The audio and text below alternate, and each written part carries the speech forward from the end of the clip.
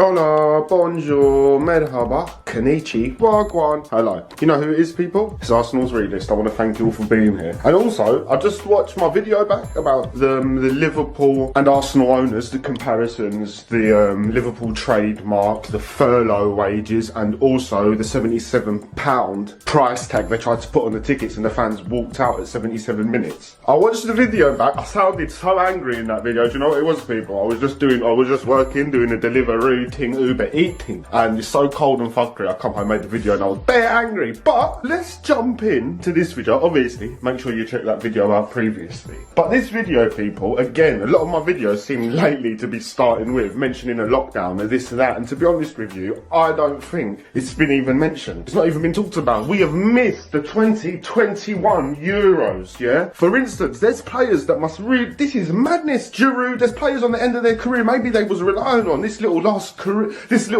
challenge, and do you know what I mean? The Euros. And it's gone, it's gone. Fucking hell, it even looked like Turkey was going to be in this Euros for once, blood, and it's fucking stopped. What a jarring thing. So much has happened, and I just don't feel like, obviously, it's hard to talk about it because channels get closed, this and that, but talking about the lockdown in January society, the movement, and everything, I don't think nobody's talking about it. We're just talking about these matches with no sound, which I want to talk about that on a whole separate video. But my point is, the lockdown has pushed us all to desperate measures, to the depths of despair, to the fucking canyons and caves and crevices in the deepest canals in our mind. We find ourselves bored shitless, and do you know what ends up happening? I personally have massaged and examined and explored every avenue of the internet and every possible avenue of movie or series or documentary to watch. This lockdown in this last year, I've seen everything. I've watched The Wire, I've watched Sopranos, I've watched Breaking Bad, I've watched Dexter, I've watched Strike Back, I've watched 24, man like Jack Bauer, blood. It got to the point, man had to, do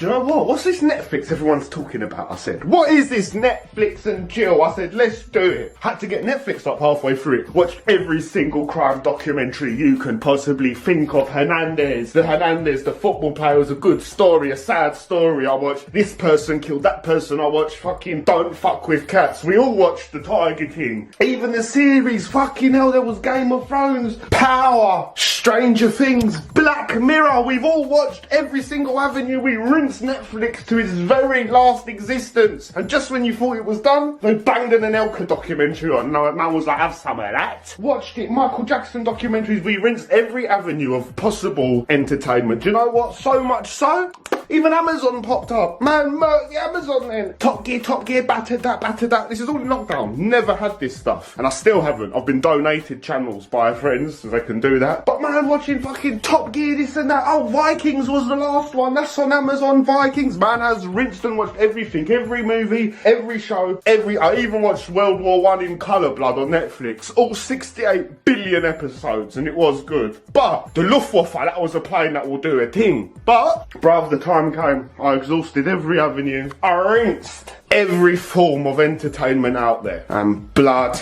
it was staring me in the face for so long. Mourinho's little head, his little head, just looking at me like this. Watch me.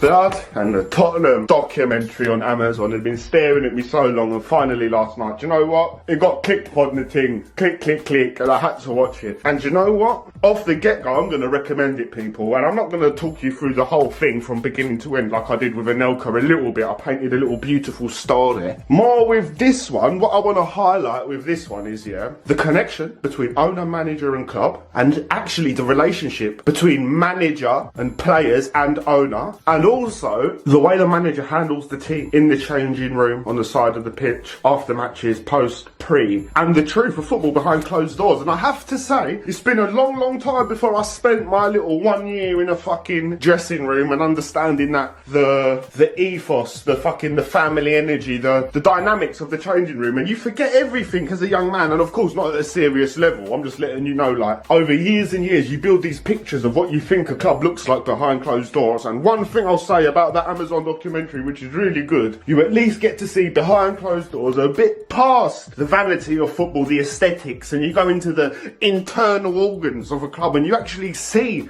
some of these conversations. For instance, as it starts, you see Mourinho talking about he's in Portugal, he wants his big job, rare He goes to Sky first to try and get pundits on side and understand the game from a different angle, and eventually, boom, the time comes, he goes to Totty. Now, one thing I will say is, you lot will be surprised. There's that cohesion in that dressing room, that energy, that responsibility is clearly on the players' shoulders. Mourinho is almost there in the background, giving his 5 cents, his 6 cents, and to be honest with you, the one negative I kind of saw, which, not a negative, but what a player could use as a negative. Clearly, Mourinho's philosophy, one thing he kept saying is, if anything, we do not concede. At one point, Dele Alli comes in the dressing room at half time, he's like, it's the same fucking thing. He throws his shin pad down, Eric Dyer starts giving it as if to say, what, you're trying to hot the defence up because we conceded? And it's just a little, Mourinho lets them argue, then he comes in. He says, I like the passion, rare, let's carry on. But my point is, that's the one thing that could probably go against him, is if he loses the dressing room, because he's putting the team first in the sense of, forget your fancy football, your flicks and tricks. He even says that at one point. It's about defensive unity and we're not conceding. Obviously, expressive, show-offy kind of players can get frustrated. Good players as well. Not Dele Alli, but more like Son. But, and he even at one point he sees a few little problems. And what I like about Mourinho was, they would lose a match, he would record it, Dele Alli's walking away from a defender. It's clearly Dele Alli's fault. He replays it back to them, shows them the problem. They understand it, they move on. He keeps doing this. I didn't see him mistreating his players. And it was a good way to see, like I said, it's just another angle. I really do recommend for you lot to see the workings of the internal structure of a club. Because Mourinho seems to have really good man management. Good. He's obviously learnt a lot as well. Danny Rose at one point, that's quite a good little scene. Danny Rose obviously wants to play. Mourinho don't think he's worthy or he's not worthy, but he's saying you got to battle for your position. It's not just yours. There's 2 players here. We're going to rotate and shift. Danny Rose ain't on it. And you see the conversation basically, watch it, but you see the conversation between Rose and Mourinho where Rose basically said, I want to play. Mourinho's saying, I'm not saying you're not going to play, but somebody else is playing better than you now and I will, it's my choice. Ultimately, Danny Rose ducks out on loan. You start to see how these decisions and these things pan out. It's really good. But also, we move on to the next little, so check that out and let me know what you lot think about that player-manager relationship and how the media probably have really, I don't know, Mourinho's obviously calmed down, but I think it's just a really good insight to see another side of him. Now, Daniel Levy, if all's to be believed and all is to be true, he clearly believes in what he's doing. He's building a little system there, a little something to move forward. Whether it's gonna be, you can see they've got players, they've built an academy. Daniel Levy seems to be really involved in that. He's saying not every season we're going to be able to spend huge money. We're spending 68 on Dombole, we're spending 40 on, what's the other guy named? Engelbert Humperdinck. What's his name? He celebrates like this. Young player, he's out. But all these little things, Daniel Levy's really genuinely looking to the future. Our players don't seem to just fuck off, whether it's Kane, Son. Eriksen did go, but you know what? That's another good little point. When you can see the whole team want Eriksen there. Everyone wants him, but he kind of just wants to go no matter what. And his last conversation with Levy and Mourinho, have a little look, have a little feel of what the Robin van Persie conversations are maybe like with owners and managers. Have a little feel, get a little understanding, because you start to understand Wenger out means absolutely fuck all. Unai out, I've been saying it for years, these guys are all wrong. But Daniel Levy, do you know what? Even if it goes wrong, you got to take your hat off to the cunt. You got to take your hat off to the little boy all day. He's got a passion for his club. He's involved. He's having meetings and dinners with players family. He's there on a daily basis. Do you know what? It's disgusting. But as an owner, yeah, he might be tight, he might be this, he might not be as rich as the others. I don't know the financial stuff. I'm just saying, watch the documentary. The guy is clearly involved in his players, clearly involved in the team, and no matter what, he's trying to improve slowly with them. So that is an interesting dynamic again. I really think you need to look at how Daniel Levy attacks and approaches his team, rather than, is Kroenke really having dinners with Aubameyang 2-3 times a week and the team, and Wenger and Unai and Arteta? Is these things really going on? Is he building a brand new facility, even though we've got the young kids? But I'm saying it's not just about the facility, it's about really investing into the future. Like, I think it's just, like I said, I'm not saying it's right or it's wrong. I think it's a good little angle to see something different. And ultimately, you have to say, do you know what, bruv? This is how I'm leaving this one. Make sure you check that little doc out, because it's a bit long, a few good episodes, but do you know what? I enjoyed it to see football from a different angle, an honest angle, a genuine angle. For instance, my last little thing,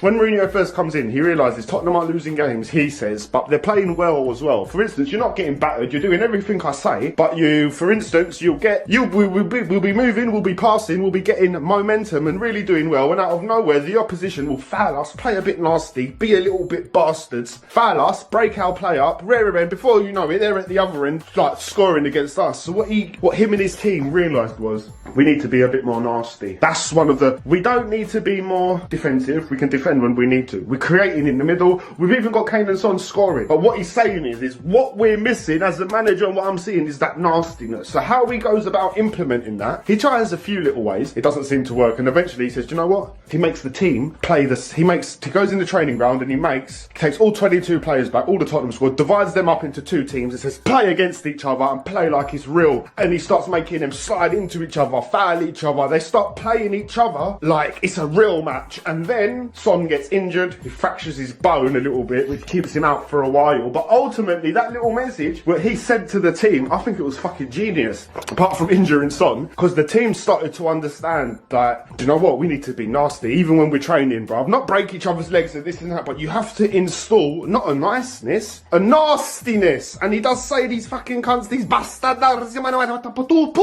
Mourinho wiles out. So these are all little things I think is really interesting and a different dynamic. And really, ultimately, players ain't walking in that dressing room saying it's the manager's fault. They're not walking in saying they know when they need investment. They know when Christian Eriksen's going. They know when Robin van Persie's going. They know when they're upstairs ain't investing. That is fair. But they will never come in. Ultimately, the responsibility lies on the players' blood. Even they know it. So let's get out of this narrative and these views and blaming all these managers and our fuckery. But do you know what? Make sure you check out the Amazon documentary and make sure you love your people, make sure people love you. But do you know what? We need the Arsenal documentary, bruv. We need an Arsenal documentary. I swear to God, we need Arsenal Amazon documentary because I want to know the ins and outs and what's going on. Bruv, the first episode of the documentary, yeah? They'll bust the door, Cronky will be there, 2 bricks of yay in front of him, chopping it up like that. Why? Why? Why? The biggest lines you've ever seen, like, yes? He's like, you ain't buying no one. Get! Say goodbye to the bad guy.